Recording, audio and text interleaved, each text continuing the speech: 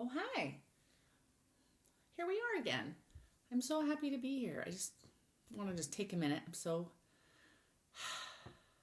Oh, this feels good to just be back in here with you. Oh, I can feel myself just relaxing already.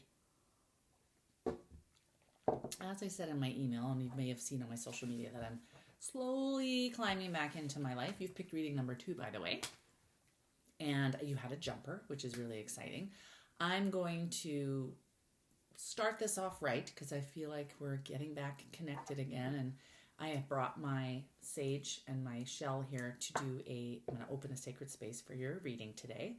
And it's something that I do for every single, reading that I do for anyone. It's also what I do in my own personal spiritual life. And I do it for all of my things, like all of my soulful living workshops, all my groups, everything. We do this exact prayer. I teach it to people. So if you know it, you can say it along with me. If not, no big deal. And then I'm going to select a card from Earth Magic. Excuse me. Sorry. Earth Magic. I was going to use Wisdom of the Oracle, but Earth Magic was like, no, girl, you guys need the earth. You need to be grounded. You need to feel that earth under our feet. Also, I am drinking tea, so hopefully you're drinking something. I am drinking holy basil tea, which is A, delicious, and B, a couple months before I finished my last job, as you may have read, 9 months nonstop, I kind of created a restoration plan, and one of the things is to drink calming things, and holy basil tea is delicious, and it's also very relaxing, so I love it for that reason.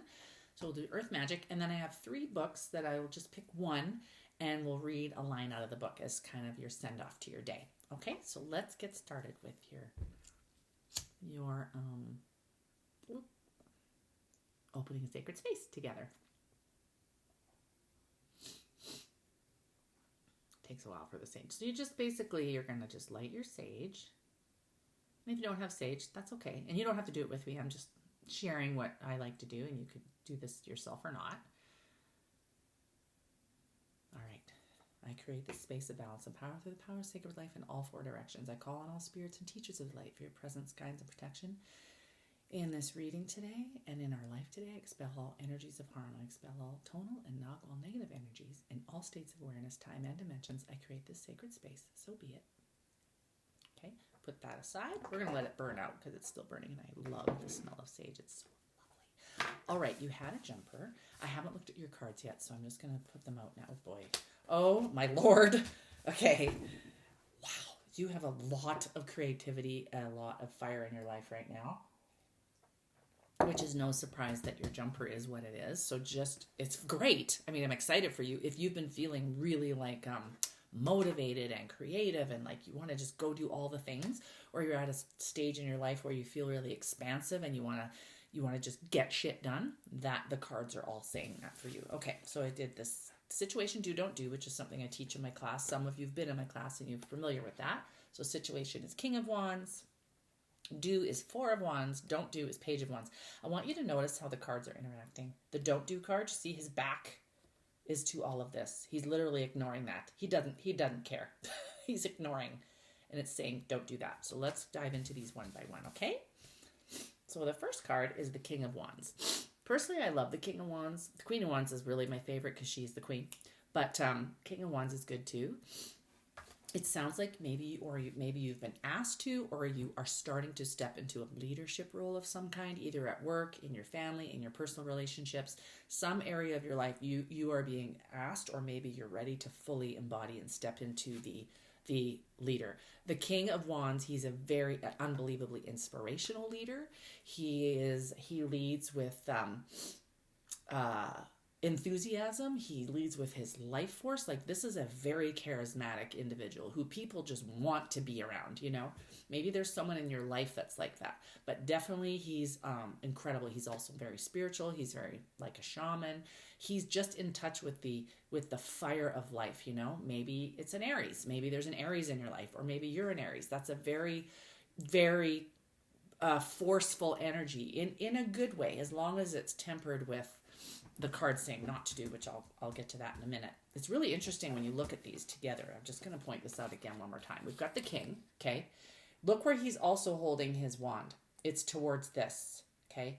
This is a more inclusive family group. This is more of, I am only going to think about myself. That's definitely the vibe here. Okay. So this is also a way for you not to feel overwhelmed if you are creating things or really getting yourself out there.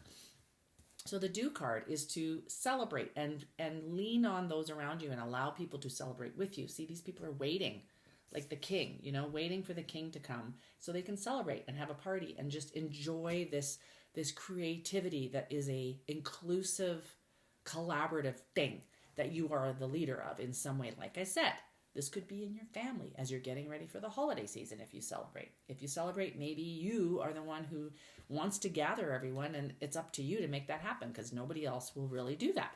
So the cards are suggesting, yes, you should do that. Page of Wands is don't do.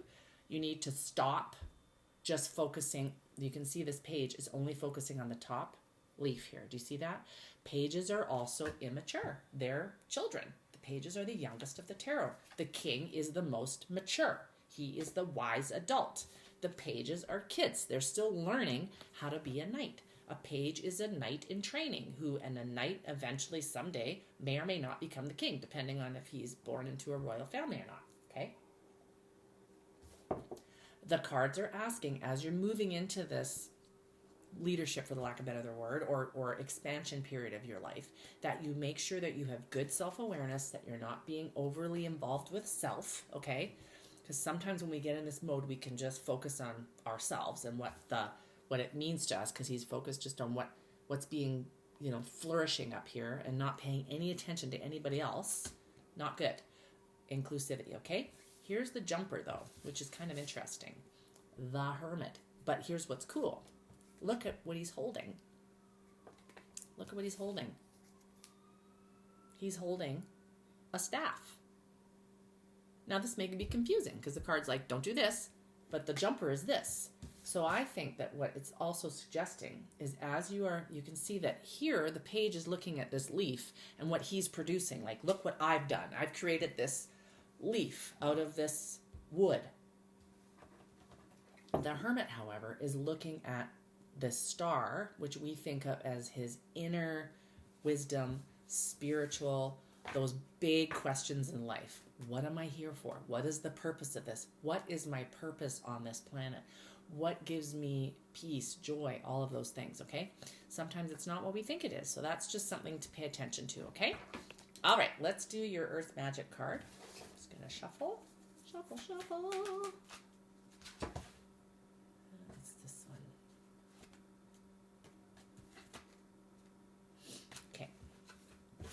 Love, compassion. Again, you'll see this image here is this not one person. This is two people reaching out, right? This is about remembering your connection to others as you are moving into this expansion, which feels very energetic and very amazing and exciting and everything else, but don't forget your connection to people. And for some reason, my nose is just, got the sniffles here. Oh, love. That's why I can't find it. Okay, love. Here we go. Love, compassion, 95. Here we go.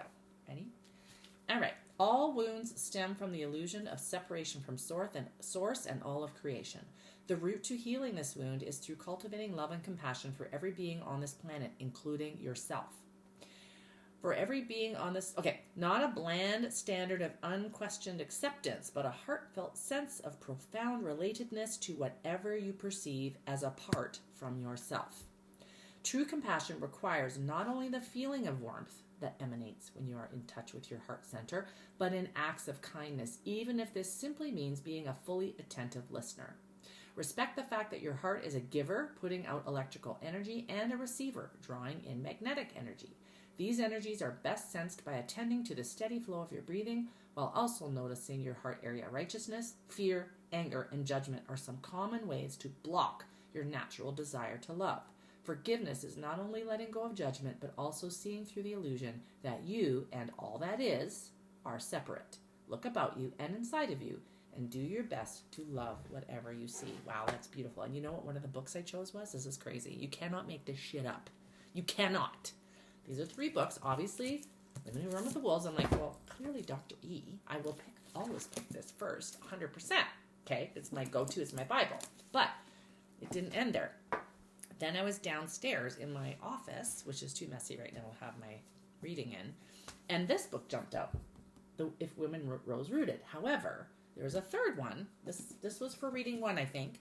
This also, which is nuts, because remember what your card was. Love, compassion. You can't make this up. This was the third book I picked from my office before I even started these. Radical compassion. What the hell? I can't. I can't even. So I'm just going to pick a random sentence in here, a random page. Okay. Let's see. As you reflection, intending to forgive. So there was a piece of that reading that we just did on this card about forgiveness. So I'm just going to read. It's over here. Reflection, intending to forgive. As you've been reading, have you thought about a person you are pushing away with blame or resentment? Can you sense how the trance of blame keeps you small and rigid? How you are forgetting your own gold and theirs? You might call on your future self, the wisest, most loving place in you, and imagine just for a moment what it would be like to have the heart space that includes this person. Can you sense the freedom that is possible? Now bring this person to mind and mentally whisper, my intention is to forgive you, person's name. Can you feel the sincerity of your intention even if some parts of you are still unready?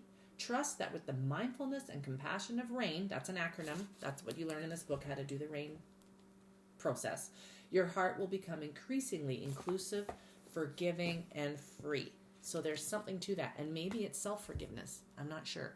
All I know is I love you to bits and bits and bits. Over the next 4 weeks, you will have, and if you look at today's email, if you haven't read it yet, go back and read it. There will be some tips on how to manage your stress and overwhelm during this holiday season. Again, if you celebrate, but even if you don't, you're still going to be surrounded by people who are stressed and overwhelmed for lots of reasons. So over the next 4 weeks, you'll have tips and real good, honest, actionable things you can do to help manage your overwhelm this holiday season. This was a long one, only because I love you so much and I have missed you so much, and I'm looking forward to reconnecting with you again. All right, have a great rest of your Friday, and we'll see you next time. Bye-bye.